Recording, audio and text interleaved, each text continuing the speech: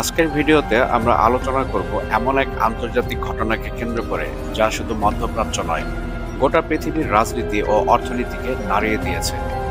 জাতিসংঘ নিরাপত্তা পরিষদে নতুন করে ইরানের বিরুদ্ধে নিষেধাজ্ঞা ফিরিয়ে আনার সিদ্ধান্ত হয়েছে। যুক্তরাষ্ট্র ও ইউরোপের চাপে এই সিদ্ধান্ত কার্যকর হবে আগামী 28 সেপ্টেম্বর থেকে। অন্যদিকে ইরানও জানিয়ে দিয়েছে তারা আর কোনোভাবেই পিছু হটবে না।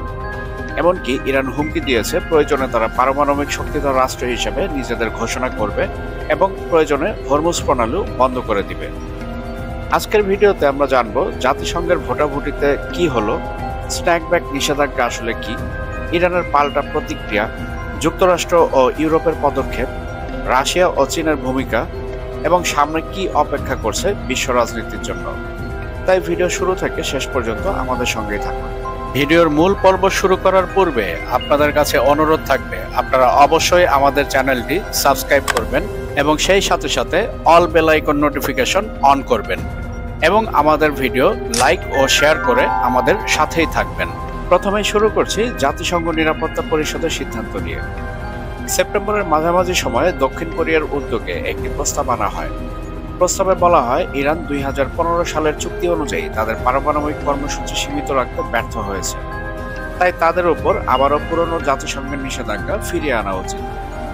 15 সদস্যের নিরাপত্তা পরিষদে ভোটাভুটি হয়। ফলাফল 10টি দেশ ইরানের বিরুদ্ধে ভোট দেয়। এদের মধ্যে ছিল যুক্তরাষ্ট্র, UK, France, Slovenia, Sierra Leone, Panama, Somalia, Denmark সহ আরও কয়েকটি দেশ। অন্যদিকে রাশিয়া, চীন, পাকিস্তান এবং আলজেরিয়া ইরানের পক্ষে অবস্থান নেয়। দক্ষিণ কোরিয়া প্রস্তাব তুললেও তারা ভোটে অংশ নেয়নি। ফলাফল খুব স্পষ্ট, প্রস্তাব পাশ হয়ে যায়, যার অর্থ হলো আগামী 28 সেপ্টেম্বর থেকে স্ন্যাকব্যাক স্যাংশন কার্যকর হবে। এবার প্রশ্ন আসে, স্ন্যাকব্যাক স্যাংশন আসলে কি? স্ন্যাকব্যাক নিয়ে আমাদের পূর্ণাঙ্গ একটি ভিডিও রয়েছে, ডেসক্রিপশন বক্সে লিংক দেওয়া থাকবে, আপনারা চাইলে সেই ভিডিওটি দেখে নিতে পারেন। তারপরও আমি সংক্ষেপে এখন আপনাদের সাথে শেয়ার করছি। 2015 সালে ইরান ও বিশ্ব শক্তির মধ্যে একটি বড় চুক্তি হয়েছিল, যার নাম ছিল JCPOA বা joint comprehensive plan of action. এই চুক্তির আওতায় ইরান তাদের ইউরেনিয়াম সমৃদ্ধকরণ সীমিত করবে। আন্তর্জাতিক পর্যবেক্ষকরা ইরানের পারমাণবিক স্থাপনা পরিদর্শন করবে, আর এর বিনিময়ে ইরানের উপর থেকে অর্থনৈতিক ও সামরিক নিষেধাজ্ঞা তুলে নেওয়া হবে। কিন্তু যুক্তরাষ্ট্র ট্রাম্প প্রশাসনের সময় একতরফাভাবে এই চুক্তি থেকে বের হয়ে যায়। এরপর থেকে ইরান ধীরে ধীরে তাদের পরমাণু কর্মসূচি বাড়াতে থাকে। স্ন্যাকব্যাক স্যাংশনস মানে হলো 2015 সালের আগে যেসব পুরনো জাতিসংঘের নিষেধাজ্ঞা ছিল সেগুলো আবার হুবহু ফিরে আসবে। অর্থাৎ অস্ত্র কেনাবেচা নিষিদ্ধ, আন্তর্জাতিক ব্যাংকিং সিস্টেমে ইরানের প্রবেশ বন্ধ, আন্তর্জাতিক বাণিজ্যে সীমাবদ্ধতা, কূটনৈতিকভাবে আলাদা করে দেয়া। এটা কার্যকর হলে ইরানের অর্থনীতি ভেঙে পড়তে পারে। তাহলে ইরান কি বলছে? জাতিসংঘের ভোটাভুটির পর ইরান স্পষ্ট করে দিয়েছে তারা আর NPT নন প্রলিফেরেশন ট্রিটি মানবে না। এর মানে হলো এতদিন ইরান নিজেদের আনুষ্ঠানিকভাবে পরমাণু শক্তি দাবি করেনি, কিন্তু এবার তারা চাইলে সরাসরি ঘোষণা করতে পারে ইরান একটি পারমাণবিক শক্তিধর রাষ্ট্র। শুধু তাই নয়, ইরান এক ধাপ এগিয়ে হুমকি দিয়েছে যদি তাদের অর্থনীতি চেপে ধরা হয় তবে তারা হরমুজ প্রণালী বন্ধ করে দেবে। হরমুজ প্রণালী দিয়ে প্রতিদিন প্রায় 21 মিলিয়ন ব্যারেল তেল বিশ্ববাজারে সরবরাহ হয়। এটাই বিশ্বের সবচাইতে গুরুত্বপূর্ণ তেল পথ। এটি বন্ধ হয়ে গেলে ইউরোপ ও এশিয়ার অর্থনীতি ভয়াবহ বিপর্যয়ের মুখে পড়বে। এছাড়া ভোটাভুটির পরদিনই ইরান একটি নতুন ব্যালিস্টিক মিসাইল পরীক্ষা করেছে, যার রেঞ্জ 3000 কিলোমিটার। এ যেন এক স্পষ্ট বার্তা, ইউরোপ যদি ইরানের বিরুদ্ধে যায় তবে ইরানও তাদের আঘাত করার সক্ষমতা রাখে। অন্যদিকে যুক্তরাষ্ট্র ও ইউরোপ এখন একেবারে প্রস্তুত অবস্থানে রয়েছে। ওয়াশিংটন জানিয়েছে স্ন্যাকব্যাক স্যাংশনস কার্যকর করার জন্য তারা পূর্ণ সমর্থন দেবে এবং প্রয়োজনে সামরিক শক্তিও ব্যবহার করবে। যুক্তরাষ্ট্রের প্রতিরক্ষা দপ্তর পেন্টাগন ইতিমধ্যে মধ্যপ্রাচ্যের কয়েকটি ঘাঁটিতে অতিরিক্ত সৈন্য মোতায়েন করেছে। ইউরোপও একইভাবে দৃঢ় অবস্থানে। ফ্রান্সের প্রেসিডেন্ট ম্যাক্রো সরাসরি বলেছেন ইরান যদি আন্তর্জাতিক আইন না মেনে চলে তবে কঠোর পদক্ষেপ নেওয়া ছাড়া আর কোনো পথ নেই। অর্থাৎ ইরান ও পশ্চিমাদের মধ্যে সংঘাত এখন কেবল সময়ের অপেক্ষা।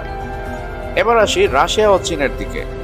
ভোটাভুটিতে রাশিয়া ও চীন ইরানের পক্ষে দাঁড়ালেও প্রশ্ন হলো তারা কত দূর এগোবে। রাশিয়ার ইতিহাসে রয়েছে, যখন প্রয়োজন পড়েছে তখন তারা ইরানের চেয়ে নিজেদের স্বার্থকে বেশি গুরুত্ব দিয়েছে। এমনকি সিরিয়ায় ইরানের অস্ত্র কারখানা ধ্বংসের বিষয়ে ইসরায়েলের সঙ্গে রাশিয়া নীরবে সহযোগিতা করেছে বলেও অভিযোগ আছে। চীন তুলনামূলকভাবে বেশি নির্ভরযোগ্য মিত্র।